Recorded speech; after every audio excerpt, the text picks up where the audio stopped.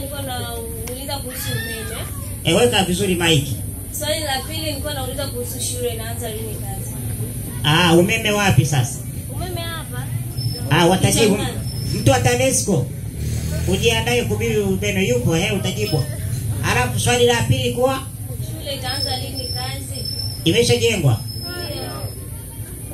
Ya msingi sekondari. Vimekamilika kabisa. Vimekamilika kabisa. Na leo hapa nilikuwa nimemuuliza mwalimu mkuu, ameniambia Mungu akituwezesha kwanza Jumatatu taratibu za barua ataandikia halmashauri ili taratibu nyingine ziendelee. Kwa maana za lini wewe ndio kaanza. Sasa mimi nataka kufikia tarehe 10 nije kuizindua hiyo shule.